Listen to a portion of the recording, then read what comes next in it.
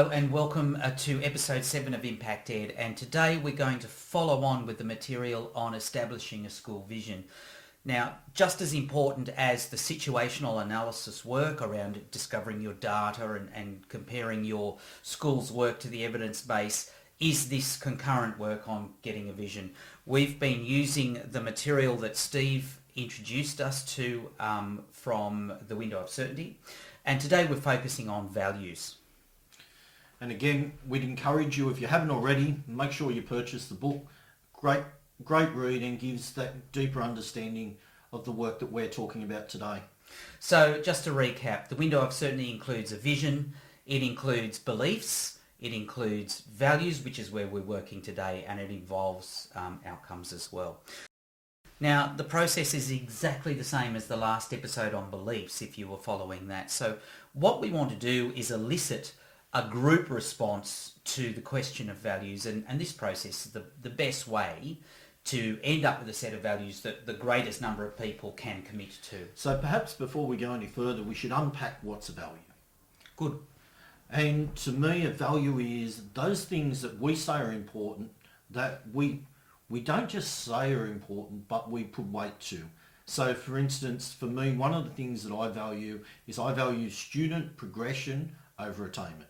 Okay, so the things that drive your decision making, I guess, become values. And if we value these things, they have to be reflected in the way we operate the school. So if we say that we value collaboration, then in our teaching practices and in our learning experiences, we have to make those opportunities exist for students.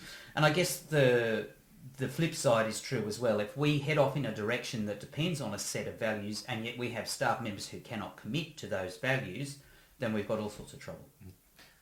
Absolutely. So let's start like we started the last episode with the first step, which is simply getting everyone involved, all of our stakeholders, to list individual values that drive their behaviour onto individual post-it notes, Get them up on the wall. The things that make it a great place to work and learn. Okay.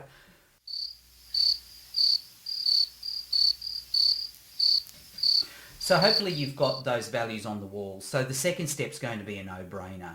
What we want to do is to start making some sense of everything that's on the wall. So we're going to start grouping. Maybe there'll be some identical or similar responses there. Maybe there's another way of categorising that makes sense to your staff, but it should be a group construct. Absolutely. So this will take as long as it takes as well. Press pause and come back to us once that's done.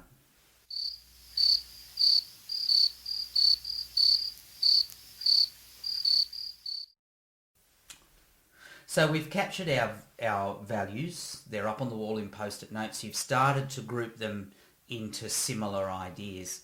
Now's the time to do that distilling, to really look at what the fundamental element is in like groupings, and try and get an essence of multiple answers into a short, succinct set of values. Yep. And ideally we bring it down to 1 or 2 per grouping, but it'll be as many as you think it needs to be.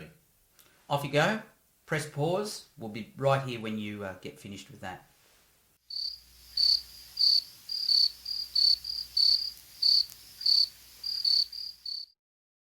So welcome back. And look, the final step is to, once you've got your distilled list, your much smaller list of values, is to prioritise those. Now, we'll go back to the Langford tools, Steve, just as good as any. You might have your own methodology for prioritising things, put a number to it. Multi-voting seems to be tried and true. So what we're doing here is generating a list, a priority list of values that give your school the greatest chance for the greatest number of people to commit to.